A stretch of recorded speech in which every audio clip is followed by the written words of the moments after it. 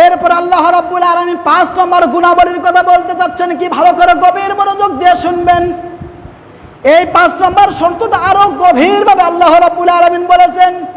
আবার 4টা উল্লেখ করার পরে সর্বশেষ উল্লেখ করেছেন আল্লাহ রাব্বুল আলামিন এমন একটা শব্দ উল্লেখ করেছেন যেটা এই 4টা গুণাবলীকেও শামিল করে না। এই একটা গুণাবলীর মধ্যে সারা পৃথিবীর সমস্ত ভালো গুণ এই শব্দের মধ্যে আল্লাহ পাক রব্বুল আলামিন উল্লেখ করেছেন। কি উল্লেখ করেছেন? আল্লাহ রাব্বুল আলামিন মসজিদ কমিটির সদস্যর 5 নম্বর গুণাবলীর কথা বলেছেন। ওয়ালাম ইয়াখশা ইল্লাল্লাহ, সুবহানাল্লাহ বলেন। আল্লাহ রাব্বুল আলামিন মসজিদ কমিটির 5 নম্বর গুণাবলীর কথা বলতে যাচ্ছেন।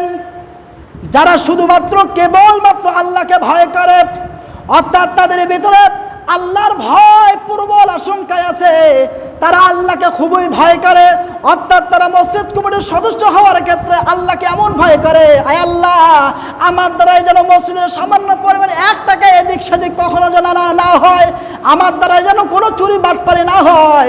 সুতরাং কোনো ব্যক্তি যদি সুদ করা হয় সে ব্যক্তি মসজিদ কমিটি হওয়ার যোগ্যতা তার ভিতরে আছে?